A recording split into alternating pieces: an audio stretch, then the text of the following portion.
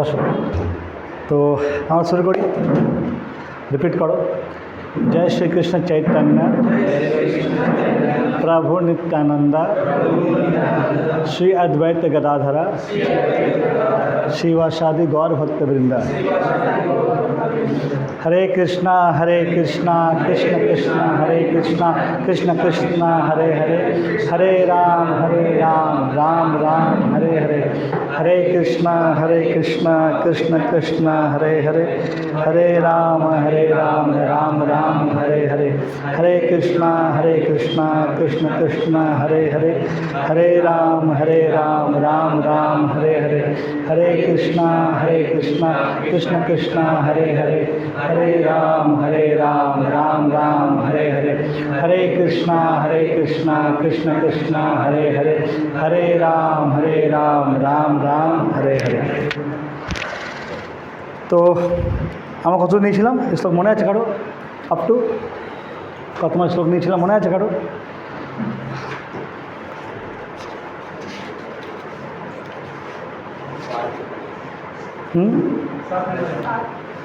Seven? না না না, 7 নম্বর কেন নিতে পারো তুমি? 7 নম্বর করবো? আমার হাতের পেছনে চলছে এখন। সে পয়দা পড়ো।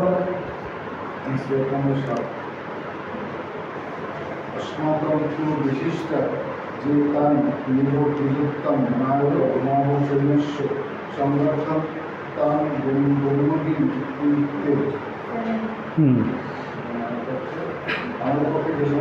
আর জোরে পড়ো, জোরে পড়ো। আমাদের পক্ষে যে সমস্ত বিশিষ্ট সেনাপতিগণ সামরিক শক্তি পরিচালনার জন্য রয়েছেন, আপনার অবগতির জন্য আমি তাদের সম্বন্ধে বলছি। হ্যাঁ, তো আমরা যেটা দেখলাম, আমি একটা রিক্যাপ করে দিই যে कौरव पांडव लड़ाई चालू हो गए युद्ध मतलब युद्ध क्षेत्र में। আমি হিন্দিতে বলছি, হিন্দি সবাই বুঝতে পারবে। युद्ध क्षेत्र में कौरव पांडव लड़ाई चालू हो गया है। और लड़ाई क्यों हो रहा है? भूमि के लिए, ज़मीन के लिए। तो लड़ाई स्टार्ट इना बोई नहीं जा बनी। तो लड़ाई स्टार्ट हो गया है। अभी दुर्योधन क्या किया कि जाता है किसके पास? द्रोणाचार्य के पास। द्रोणाचार्य कौन थे? टीचर। कौन थे? टीचर। तो वहाँ जाके बताता है उनको कि उनके टीम में कौन कौन है। तो ऐसा बताना चालू किया, बता के फिर अपने अब यहाँ पे इस श्लोक में अपने टीम के बारे में बताएगा। वो अपने टीम के बारे में इस श्लोक में बताएगा कि उसके टीम में कौन कौन है। हमने देखा ना हमारे टीम में, हमारे मतलब कौरव की टीम में भीष्म पितामह, द्रोणाचार्य, वो क्या नाम है, सॉरी कौन कौन थे? कृष्ण, उसके बाद युयुधान, 5 पांडव, अर्जुन, ये सब नाम लेता है। और फिर अभी अपने टीम में बता रहे उसके टीम में कौन कौन है। तो अगला श्लोक में वो बताएगा कि उसके टीम में कौन कौन है। तुम पढ़ो। नहीं श्लोक नंबर 8। हाँ, भवान भीष्म च कर्ण च कृपा च समिति जय अश्वत्थामा विकर्म च सौमदत्ति तथा एव च। नहीं पढ़ो। मेरी सेना में स्वयं आप भीष्म, कर्ण, कृपाचार्य, अश्वत्थामा, विकर्म तथा सोमदत्त का पुत्र भूरिश्रवा आदि है, जो युद्ध में सदैव विजयी रहे हैं। अभी क्या है, हम लास्ट जब देखे थे तो वहाँ देखे थे कि जो दुर्योधन था वो बहुत तारीफ़ करता है। किसका? पांडवों की टीम का बहुत तारीफ़ करता है कि उसका टीम में ये लोग हैं। तो होता है ना कि जैसे हम लोग का अगर 2 टीम का मैच हो रहा है और एक टीम में तारीफ़ किया जाएगी, इस टीम में सचिन है, राहुल द्रविड़, जैसे हम लोग एक टाइम था बहुत अच्छा टीम था इंडिया टीम का। तो दुर्योधन जब तारीफ़ कर दिया पांडवों की टीम का, उसको ध्यान है कि हमारी टीम तो कमज़ोर नहीं पड़ गया। होता है ना, मनोबल गिर गया, हमारी टीम में कोई नहीं है। अपने टीम का मनोबल हाई करने के लिए आप बता रहे कि उसका टीम में कौन कौन है। तो पहले क्या बोला? स्वयं आप मतलब कौन? द्रोणाचार्य। जो द्रोणाचार्य पास गया था वो बात करने के लिए, तो पहला बोला कि द्रोणाचार्य आप हमारे टीम में हैं, भीष्म है, कर्ण है, कृपाचार्य है, अश्वत्थामा है, विकर्ण है तथा सोमदत्त। अब देखो उसने पहले स्टार्ट किया किससे? द्रोणाचार्य से। तो ये स्ट्रैटेजी है। जैसे अब क्योंकि द्रोणाचार्य से बहुत ज़्यादा शक्तिशाली था भीष्म पितामह, मतलब more powerful. Bhishma was like a तिमिंगल मछली। तिमिंगल मछली क्या होता है? तो ऐसा शास्त्र में वर्णन आता है कि एक तिमिंगल एक मछली होता है जो कि अभी हमारे जो साइंटिस्ट खोज नहीं पाए हैं। और उस मछली का साइज़ इतना बड़ा होता है कि उसमें 20-20 टाइटैनिक जहाज़ घुस जाएगा। ऐसा भी एक मछली है जो कि साइंटिस्ट अभी खोज नहीं पाए। तो भीष्म वॉज अ तिमिंगल, और बाकी जो अर्जुन थे, भीष्म वो भीम ये बाकी जो भी थे, कृष्णा छोड़ के बाकी भीष्म से कोई लड़ नहीं सकता था। लेकिन उससे पहले किसका नाम लिया? द्रोणाचार्य। वो पॉलिटिक्स है कि पहले बोला ना उनको कैसा ऐसा है, पर उनका नाम लिया। हिसाब से पहला नाम आना चाहिए भीष्म पितामह का। तो आप मतलब द्रोणाचार्य, भीष्म, कर्ण उसका दोस्त था। कौन था? फ्रेंड। और देखो कर्ण, बहुत लोग बोलते हैं ऐसा, ये टीवी में सीरियल भी आता है कि कर्ण वाज अ ग्रेट। कर्ण कोई बहुत अच्छा इंसान नहीं था। कर्ण ऐसा नहीं कि कर्ण भगवान, क्योंकि अभी कलयुग में क्या है ना, लोग रावण को भगवान बताते हैं कि रावण ऐसा मैंने पढ़ा था कहीं कि लोग बोलते हैं कि रावण इतना अच्छा इंसान था, इतना सत पुरुष था कि सीता को अपने वहाँ ले गया, 1 साल रखा, सीता को छुआ तक नहीं। वो सीता को छू नहीं सकता था एक्चुअली, और छूना था तो छू देता वो, बिकॉज उसने कुबेर की पत्नी के साथ बलात्कार किया था। कुबेर नहीं, हाँ, कुबेर की पत्नी का बलात्कार किया था, और कुबेर ने उसको श्राप दिया था कि अब तुम किसी की औरत को छुओगे तुम जल जाओगे, बिना उसकी मर्जी के। तो वो डर के मारे नहीं छुपाया था, वरना वो जल जाता। तो Ravan was not like that कि वो बहुत महापुरुष था। बहुत ऐसा तुमने सुना होगा, बोलते कि रावण को तो भालो मानुष छिलो, सीता के नहीं गए एक बोझा छोए नहीं। It's not like that. वो छूता तो जल जाता, खुद के रक्षा के लिए सीता को नहीं छुआ वो। तो ऐसे ही Karna was not a great human being, क्योंकि जब वो चालू हो रहा था द्यूत, क्या बोलते हैं, जुआ, तो जुआ में जो आइडिया था कि पांचाली को जीतने का, या पांचाली को दुर्योधन को लाने का, या उसको पांचाली को खींच के लेके आने का उसके महल से, वो आइडिया किसका था? कर्ण का था। कोई भी अच्छा इंसान, ठीक है, लड़ाई होता है तो आदमी घर में आदमी मर्द से लड़ेगा, कोई बोलेगा औरत को उसको उठा कर ला के नेकेट कर दो, नग्न कर दो, कोई नहीं बोले, कोई अच्छा इंसान नहीं बोल सकता ऐसा। कर्ण वाज ए राक्षस, कर्ण वाज ए राक्षस, not a good human being. अच्छा इंसान, क्योंकि कर्ण का क्या था मैं बता दूं कि कर्ण को उसके 1000 हाथ थे पिछले जन्म में कर्ण का, तो उसके 999 हाथ कट गए थे, उसका एक हाथ कटना बाकी था, एक वज्र, क्या बोलते हैं उसको, कवच, एक कवच बाकी था। तो इस जन्म उसका एक कवच कटता है। तो Karna was not a good human being. क्योंकि बहुत लोग बोलते हैं कि कर्ण बहुत इंसान था, दानी था। इवन कर्ण ने पूरी ज़िंदगी जो दान किया, क्या दान किया था कर्ण ने?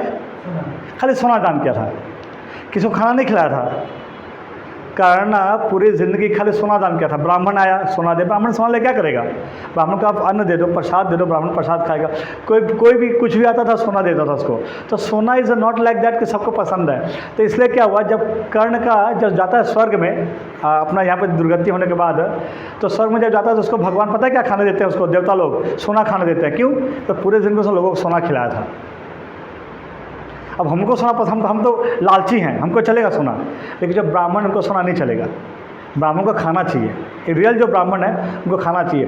तो इन शॉर्ट में ये बता रहा हूँ कि Karna was not a great human being. हम लोग कलयुग में, हम लोग का प्रॉब्लम क्या है ना, हम लोग जो बैड है, जो बैड उसको गुड बनाने की कोशिश करते नहीं। रावण बहुत अच्छा था, कर्ण बहुत अच्छा था, ऐसा बिल्कुल नहीं है। They are demons, actually they are demons, वो राक्षस थे। क्योंकि कोई भी अच्छा इंसान, जैसे हमारे में किसी में लड़ाई हो जाए तो आदमी मर्द लड़ाई करके बोले तो वो कमी का अपमान को कोई नहीं करता ऐसा, हम लोग नहीं करते। तो वो कर्ण बोला था कि दुर्योधन को कि पंचाली को घसीट के लेके आओ। एंड दैट टाइम पंचाली का राजा काल, उसको क्या बोलते हैं, पीरियड चल रहा था, उसको तब वहाँ से घसीट के लाया था पंचाली को, और वो सफ़ेद वस्त्र में थी। तो ये सारा जो मास्टर माइंड है, इट वॉज अ कर्ण। उससे बुरा इंसान, मतलब वो दुर्योधन के लेवल का ही था। और देखो मैंने पहले भी बोला है कि जो जिसके साथ रहता है उसका दिमाग वैसा बन जाता है। कर्ण हो सकता है कि पांडव की टीम में आता तो अच्छा इंसान बन जाता, लेकिन चूंकि उसका साथी कौन था, दुर्योधन एंड कौरव, तो वो ऐसा बन गया था। तो उसमें यहाँ पर कर्ण का नाम आया है। देन कृपाचार्य, कृपाचार्य कौन थे? कृपाचार्य एक्चुअली द्रोणाचार्य के साले साहब थे। साले को बांग्ला में क्या बोलते हैं? हाँ, तो कृपाचार्य क्योंकि कृपाचार्य कृपी भाई बहन थे। कृपी वजह सिस्टर कृपाचार्य। कृपाचार्य कौन थे? इनके गुरु थे, राजगुरु था ना, जो एडवाइस देते हैं, कृपाचार्य वो थे। और कृपाचार्य की बहन थी कृपी, और कृपी से शादी किया था द्रोणाचार्य ने। तो हो गए ना जीजा साला, तो वो रिलेशन था कृपाचार्य। अश्वत्थामा कौन था? द्रोणाचार्य का बेटा था। और अश्वत्थामा के साथ द्रोणाचार्य का बहुत अटैचमेंट था, भयंकर अटैचमेंट था। वो अपने बेटे के लिए सब कुछ कर सकते थे अश्वत्थामा। विकर्ण उसका भाई था दुर्योधन का, वो इकलौता भाई ऐसा था दुर्योधन का, जैसे दुर्योधन 100 भाई थे, तो 100 भाई में एक भाई था, जब द्रौपदी का चीरहरण हो रहा था तो वो बोला था भैया ये गलत है। He was only person in the Mahabharata, और उस द्युत सभा में जो जहाँ जुआ चल रहा था, वो बोला भैया ये गलत आप जो कर रहे हो, आपको ठीक है पांडव को आपने जीत लिया, ठीक है आपने द्रौपदी को जीत लिया, ठीक है, बट भरी सभा में उसको नग्न नहीं कर सकते आप। तो उसको बहुत डांटा था कि जब बड़े बात करते तो छोटों के बीच में नहीं बोलना चाहिए, उसका ऐसा डांट दिया गया था। इसके बाद सोमदत्त का पुत्र, सोमदत्त राजा था, उनका पुत्र था भूरिश्रवा, ये सब जो थे ये कभी हारे नहीं थे। तो ये उसके टीम का वर्णन आ गया, किसका? दुर्योधन की टीम का। नेक्स्ट लोग के पढ़ुए, तुम्हें पढ़ुए पढ़ो। श्लोक नंबर 8। एक्चुअली पता है मैं क्यों पढ़वा रहा हूँ, मैं बताऊँ क्यों पढ़वा रहा हूँ। मैं आई एम टेलिंग यू क्यों पढ़वा रहा हूँ। सबसे आई कैन रीड दिस, लेकिन शास्त्र में ऐसा दिया हुआ है, अगर कोई भगवत गीता का एक श्लोक पढ़ता है, कितना? 1 श्लोक पर डे, 1000 अश्वमेघ यज्ञ करने का पुण्य मिलता है उसको। और अश्वमेघ यज्ञ क्या है? ये बहुत बड़ा यज्ञ होता था, जो लोग पहले परफॉर्म करते थे, और परफॉर्म करने के लिए उनको 3 साल तैयारी करना पड़ता था। और वो कलयुग के इतना ईजी हो गया, कोई अगर एक श्लोक गीता का पढ़ ले, पर डे एक श्लोक, 1000 अश्वमेघ यज्ञ का उसको फल मिलता है। ये समय सोचो तुम घर में तो पढ़ते नहीं हो, ये पढ़वा दो कम से कम। चलो तुम पढ़ो।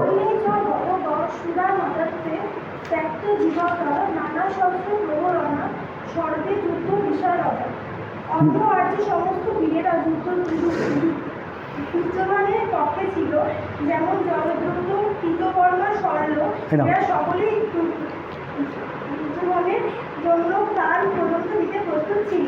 পক্ষান্তরে এখানে স্পষ্টভাবে বুঝিয়ে দেওয়া হয়েছে যে পাপিষ্ঠ উচ্চমানের পক্ষ অবলম্বন করার ফলে কুরুক্ষেত্রের রণাঙ্গনে এদের সকলেরই মৃত্যু অবধারিত ছিল। দুর্যোধনের অবশ্য দৃঢ় বিশ্বাস ছিল যে উপরোক্ত মিত্রদের সম্মিলিত শক্তির ফলে তার জয় ছিল অনিবার্য। एक्चुअली हाँ, वो एक्चुअली पता है ना, ये डिटेल पढ़े अच्छा की। एक्चुअली क्या है ना कि यहाँ पे बोला है ना कि ऐसे अनेक, और क्या बता रहे हैं, ऐसे अन्य अनेक वीर हैं जो मेरे लिए अपना जीवन त्याग करने के लिए उद्यत हैं। मतलब हिट ऑलरेडी बता दिया कि सब मरने आए मेरे लिए। ये सब क्या बताया दुर्योधन? द्रोणाचार्य को बता रहे कि, और ऐसे मैंने 4-5 नाम बता दिया, द्रोणाचार्य को बता रहे दुर्योधन कि देखिए मैंने 4-5 नाम तो बता दिया, और ऐसे बहुत सारे वीर हैं जो मेरे लिए अपना प्राण देने आए हैं, मतलब मरने के लिए आए हैं। और ये फैक्ट है, सब मरने ही आए हैं, क्योंकि जो अधर्म का साइड होता है ना वो कभी जीत नहीं सकता। और अधर्म कुछ भी हो सकता है, ऐसा नहीं कि जो अधर्म है वो कौरवों ने किया था। हमारे रोज़मर्रा की ज़िंदगी में हम जो भी गलत करते हैं, देखो धर्म अधर्म का परिभाषा क्या है, आई एम टेलिंग यू। अगर शास्त्र में जो दिया हुआ है वैसा कोई नहीं करता है, ये सब अधर्म है। It's very easy. As per शास्त्र अगर कोई कुछ नहीं करता है वो सब अधर्म है। हमको लगता है कि नहीं ठीक है, हम तो कुछ नुकसान नहीं कर रहे हैं, लेकिन अधर्म है। तो यहाँ पे दुर्योधन ये बता रहा है कि ये जो लोग भी लड़ने आए हैं ना, ये सब मेरे लिए प्राण गंवाने के लिए आए हैं, और ये सच है, सब लड़ेंगे और लास्ट में मरेंगे। नेक्स्ट तुम पढ़ो मेहली।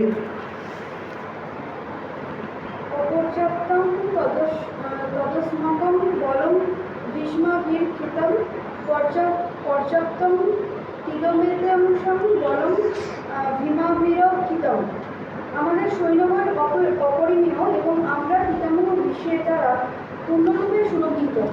অপরপক্ষে ভীমের দ্বারা সতর্কভাবে সুরক্ষিত পাণ্ডবদের শক্তি সীমিত। राइट। अभी क्या है देखो, यहाँ पे उसने क्या बोला कि हमारी शक्ति अपरिमेय, मतलब जिसको मापा नहीं जा सकता, we can't measurement, that is अपरिमेय। तो यहाँ पे बता रहा है कि कौन, मतलब दुर्योधन बता रहा है कि हमारी शक्ति बहुत ज़्यादा है। क्यों ज़्यादा है? क्योंकि हमारी टीम में कौन है? भीष्म पितामह, और भीष्म पितामह को नहीं मार सकते जब तक उनका मरने का मन नहीं हो। तो ऐसा आएगा युद्ध होता है तो भीष्म पितामह को भगवान मारते हैं, मारने के लिए जाते हैं। भीष्म पितामह को भगवान रथ का चक्का लेकर मारने के लिए जाते हैं, क्योंकि भीष्म पितामह प्रतिज्ञा करते हैं कि अगले दिन मैं पूरे 5 पांडवों को मार दूंगा। जब ऐसा होता है कि एक टाइम 10वें दिन, युद्ध के 9वें दिन भीष्म पितामह प्रतिज्ञा लेते हैं, दुर्योधन को भड़का देता है कि मुझे पता है कि आप पांडवों को मार सकते हो, लेकिन आपने घूस खाया हुआ उधर से, आप नहीं मार रहे हो, कि आपको नहीं लड़ना तो आप घर जाओ, आप क्यों टाइम वेस्ट करो हमारा फालतू में। तो भीष्म पितामह को बहुत गुस्सा आता है, और तुरंत प्रतिज्ञा करते हैं भीष्म पितामह कि मैं प्रतिज्ञा करता हूँ कि ये 5 बाण निकालते हैं, बोलते हैं 5 बाण से कल 5 पांडवों को मैं मार दूंगा।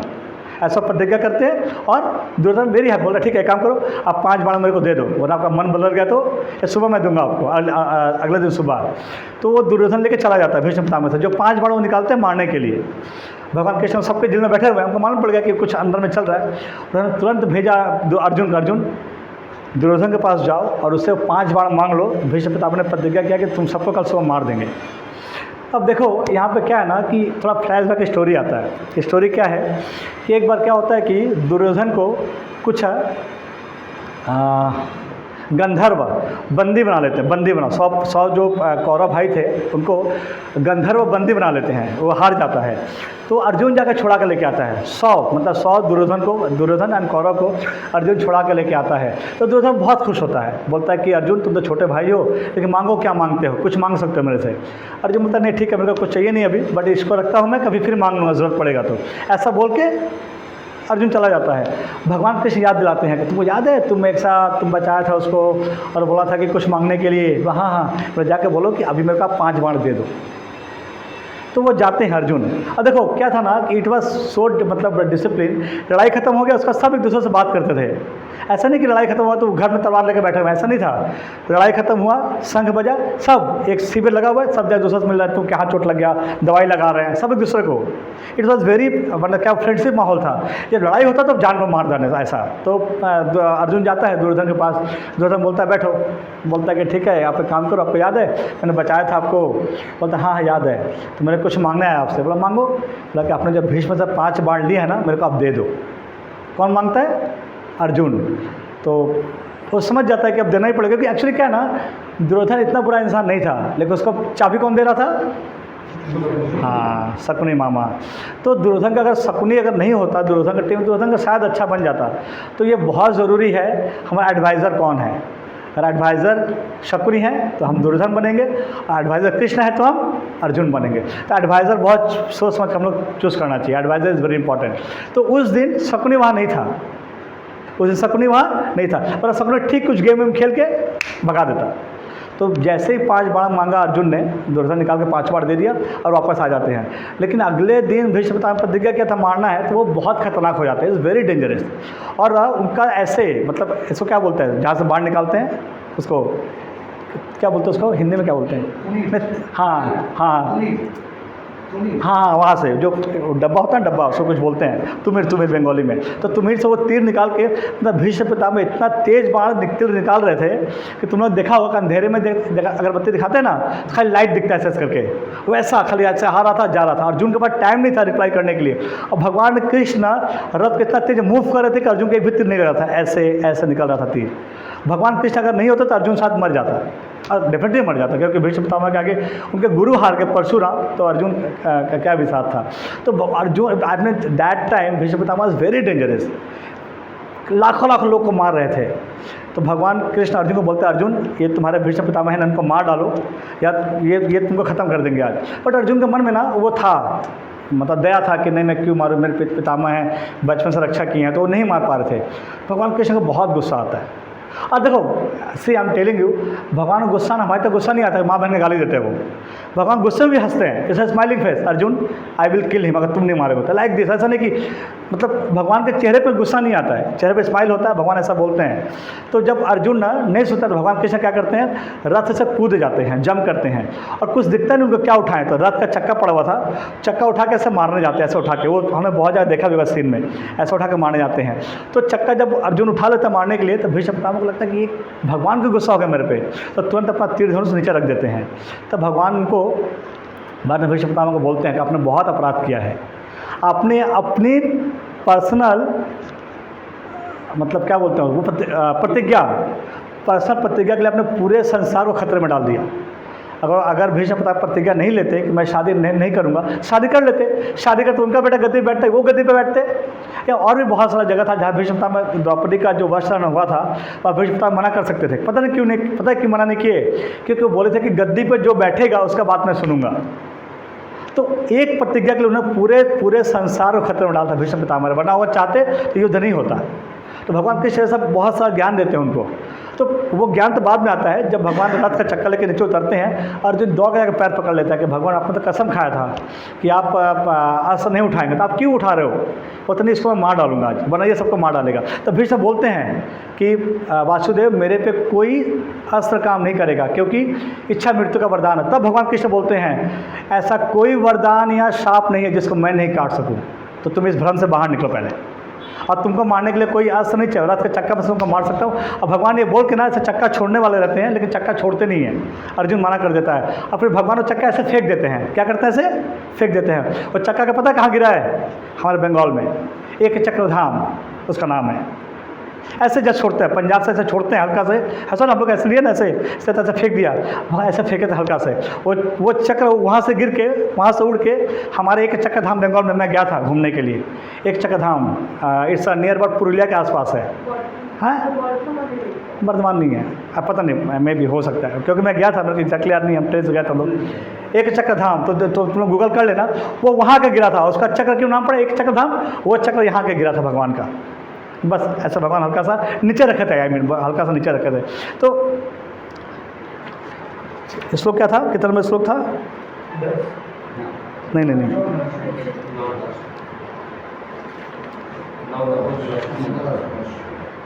9 नंबर 10 हो गया था ना। हाँ, तो हाँ राइट। तो भीष्म पितामह को ये वरदान मिला था कि मरेंगे नहीं वो। तो दुर्योधन को पता था कि भीष्म को जब तक नहीं चाहे कोई मार नहीं सकता है। तो उनके बल पर बहुत उछल रहा था, होता ना किसके बल पर उछल रहा है? भीष्म के बल पे। और क्या बोलता है?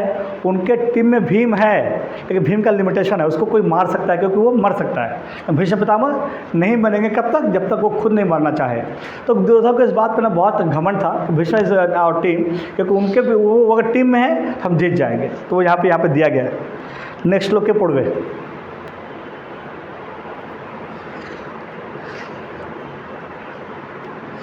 तुम पढ़ो हर पढ़ते पढ़वे। हाँ एत पाप करेছো पढ़ते पढ़বে না पढ़ो। अरे पढ़ो, तुम्हारे पाप काटाর জন্য পড়াচ্ছি, পাপ কাটবে তোমাদের ভালোর জন্য বলছি। মিলে মিলে পড়ো, অসুবিধা নেই। শ্লোক নাম্বার 11 পড়ো।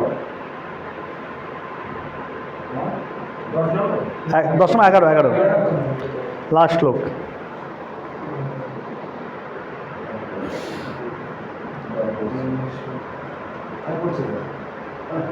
না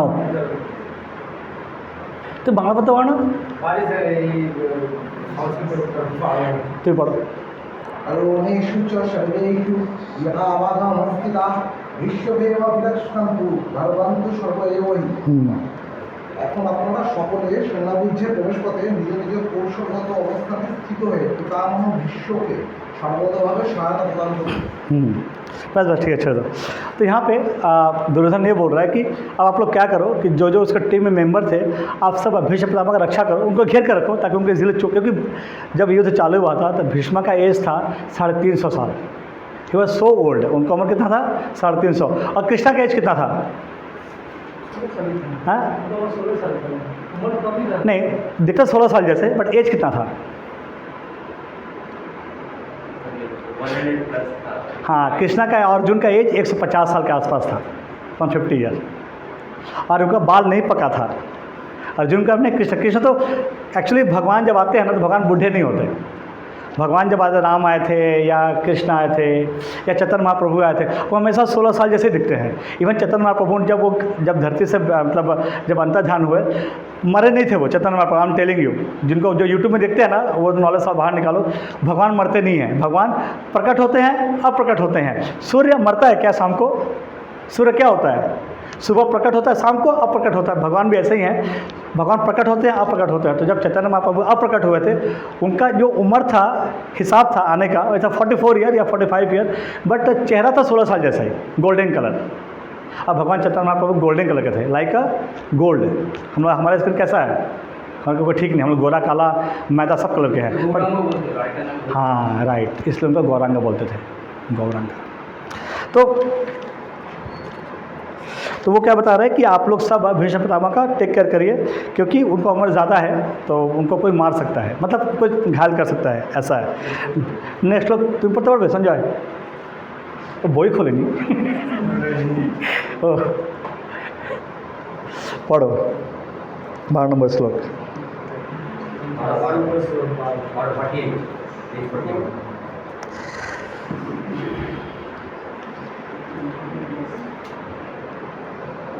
তৎস সৌম্যং হস্যং প্রবৃদ্ধ পিতামহ सिंहनादम विनद्य उच्चे शंखा दध्मो प्रतापवान। मीनिंग पढ़ो। তখন পূর্ববংশের বৃদ্ধ পিতামহ ভীষ্ম দুর্যোধনের হস্য উৎপাদন করে সিংহের গর্জনের মতো অতি উচ্চনাদে তার সংখ্যা বাজাবে। हाँ, अभी ये जो चालू होने का चालू हो गया, तो पहले संघ कौन बजाता है? भीष्म पितामह। और उसको सुनकर दुर्योधन बहुत खुश होता है कि अब चालू होने वाला, अब मैं पूरी धरती का राजा बन जाऊँगा। तो आज हम लोग यहाँ तक रहने देते हैं कि श्लोक नंबर 13 कर लेंगे। कोई सवाल उस पर पूछ सकता है, जैसे कोई सवाल है तो। हाँ बोलो ना।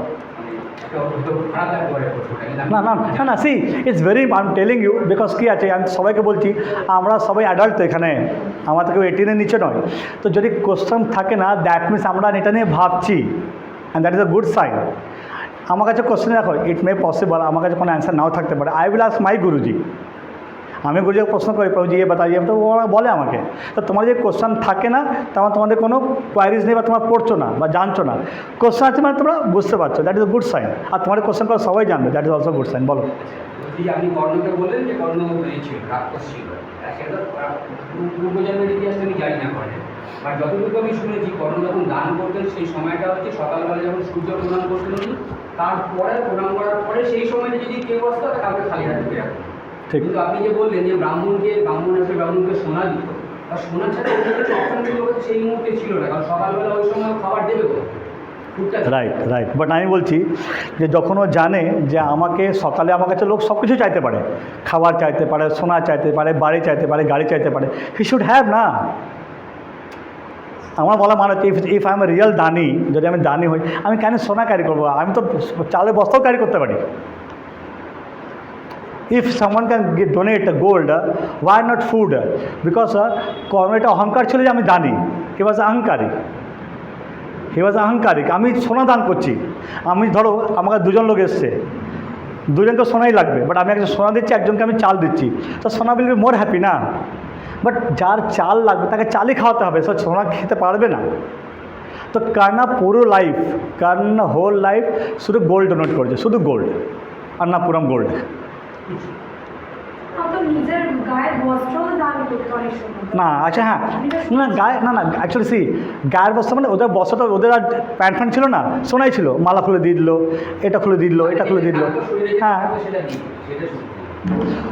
ওর কী ছিল যে আমাকে সকালে যে বলছে সূর্য প্রণাম দেওয়ার পরে ও যে চাইবে তাকে দিয়ে দেবে, কেন সূর্যপুত্র ছিল, এবার সূর্যপুত্র, তো চাতে দিত। কর্ণ তো নিজে যেমন যে তপস্কুণ্ডল দান করলে ও মারা যাবে, তো তা সত্ত্বেও তপস্কুণ্ডল দান করে দিয়েছে। হ্যাঁ। শ্রীকৃষ্ণের কাছে না কৃষ্ণের কাছে দান করিনি না। হ্যাঁ হ্যাঁ হ্যাঁ, কৃষ্ণের কাছে না না না না, কৃষ্ণ কেন সি কৃষ্ণা এই মহাভারতে সব ব্যাকগ্রাউন্ড আছে, ফ্রন্টে কৃষ্ণ কিছু করেনি। তবে ভিখারির বেশে কে ছিলেন? ইন্দ্র বলেছিল, ইন্দ্র অ্যাকচুয়ালি কেন ওর ছেলেকে বাঁচাতে, আর সূর্য ছিল নিজের ছেলেকে বাঁচাতে। তো সূর্য বলেছিল ইন্দ্রকে যে দেখ সকালে আসবে ইন্দ্র, সাধু পুরুষ হয়ে আসবে, তোকে দিস না। বলে বাবা আমি সকালে তাকে সবাইকে দিই, তাকে বারণ করতে পারবো না আমি। বল দিলে কিন্তু মরে যাবে, বলতে মরে যাই কী আছে তাতে, আমি দেবো। কারণ ও একটা ছেলে ইমেজ, আমি একটা ইমেজ বানিয়েছি আমি খুব ভালো মানুষ, তাই না? আমি বলছি আমি ভালো মানুষ, আমি ইমেজ নষ্ট করবো না। না, তো অ্যাকচুয়ালি কার্নাভাসে মানে এসেন্সে গুড হতে পারে যে সকালে কাউকে ফেরতো নাও, বাট পুরো life he donates only gold. যে মৃত্যুটাকে খুব সহজভাবে নিতে পারে সে কি খুব খারাপ? না না না, আমি দেখো দুর্যোধন, আমি তুমি বলছি তো, আচ্ছা দুর্যোধন মানে গুড আর ব্যাড, কে গুড বল দুর্যোধনকে? হাত তোলো। দুর্যোধন কিছু ভালো না খারাপ, ডেফিনেটলি বাজে ছিল, তাই না? বাট লাস্ট টাইম আমি বলছি, কারণ কি তুমি যে প্রশ্ন উত্তর দিচ্ছি আমি, লাস্ট টাইম যখন অশ্বত্থামা পাণ্ডব ছেলেদের মুন্ডি কেটে নিয়ে যায়, আমি শোটা পড়াবো তোমাদের, তো Duryodhana was very upset with Ashwatthama, তুই আমার ছেলেগুলোকে মেরে ফেললি, তার লাস্ট বংশ ছিল। তো আমি এটা বলতে চাইছি যে যতই বাজে হোক, আর দুর্যোধন লাস্ট টাইম যখন মরে না, দুর্যোধন মানে জলের নিচে লুকিয়েছিল, জলের নিচে और वो छिप गया था। लेकिन वो जब उसको लगा कि नहीं, मेरे को बाहर निकल कर लड़ाई करना चाहिए, वो पता था कि लड़ूंगा तो मरूंगा यहाँ पे। 80 उसको युधिष्ठिर महाराज ने ऑप्शन दिया था कि हम लोग 5 भाई हैं, किसी से लड़ लो और तुम जीत जाओगे किसी से तो तुमको सब कुछ वापस कर देंगे हम लोग। वो पता है किसको चुना था? भीम को। उसको पता था कि भीम उसको हरा देगा। तो हराना मतलब ये मर जाएगा, हराना मतलब ऐसा नहीं कि हाँ। तो मतलब पहले हम लोग का मरने का डर है, उनको मरने का डर नहीं था actually. They are so warrior. वो अच्छे वॉरियर थे, उनको लड़ने का डर ऐसा नहीं कि अरे मैं तो नकुल को चुन लूँ, नकुल को मार दूँगा तो जीत जाएगा, ऐसा नहीं। वो मतलब वो ना लेवल मेंटेन करते थे वो लोग। और क्या सवाल किसी का?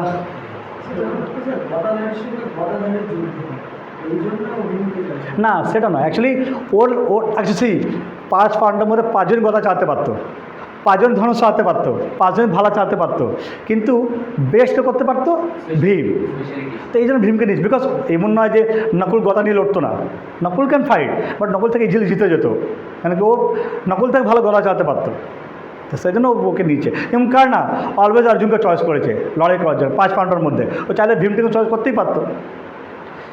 তো ওখানে অ্যাকচুয়ালি ওখানে একটা মোরাল ছিল, বললাম যেমন Duryodhana, he was a bad human being, but একটা দিয়েছিল, বরদান দিয়েছিল অর্জুনকে, সে রেখে দিল, না ঠিক আছে তুই নিয়ে যা। ও জানে যে 5টা দিয়ে দিলে আর কাউকে পাণ্ডব মরবে না, বারণ করতে পারে না আমি দেবো না, চল আমি আমি আমি আমি আমি কে বলতো মুখের জানা, ওটা দিয়ে দিয়েছে। তো ওই লেভেলের ওরা বাজে হোক আমার থেকে ভালো ছিল একদম। স্যার কালকে একজনের সঙ্গে কথা হচ্ছিল, সে আমাকে বললো, আমি তাকে বললাম যে নরসিংহ কৃষ্ণের নাক থেকে বেরিয়েছে। কৃষ্ণের না, নরসিংহ কোথাও নাক থেকে বেরোয়নি, এটা বারাহ ছিল, বারাহ যে ব্রাহ্মণ নাক থেকে বেরিয়েছিলেন ওটা বারাহ। নরসিংহ খাম্ভা, খাম্ভা কি বলে পিলার, পিলার থেকে বেরিয়েছিলেন প্রহ্লাদ महाराज এটা है। ऐसा सब लेकिन 12 महादेव जो आते हैं हाँ तो भगवान के भक्त है तो उनको कैसे आता है, वो आगे हम मर नहीं सकते, उनको मार नहीं सकता है। अब बोले ना उनको भगवान मेरे प्रति अहंकार आने को वो चक्कर जब मारने वाले थे, बोले कि हमको नहीं मार पाए, हमको नहीं मार पाए। नहीं एक्चुअली क्या है कि अगर हम मनुष्य शरीर में हैं, जैसे जय विजय कौन थे, हिरण्यकश्यप हिरण्याक्ष, तो भगवान के तो माया खतरनाक है ना, आने के बाद भगवान को भगवान नहीं लगते हैं। हिरण्यकश्यप हिरण्याक्ष कौन थे? जय विजय थे ना। और जय विजय कौन थे? भगवान के बहुत वो हाई क्लास के भक्त है। तो वो भगवान का जब माया का प्रभाव पड़ता है, हिरण्यकश्यप को भगवान क्या मानने लगे? दुश्मन। तभी ना लड़ने के विष्णु, उनका लाइफ लक्ष्य क्या था हिरण्यकश्यप का? विष्णु को मारना है। देखो विष्णु के सेवक थे, रावण किस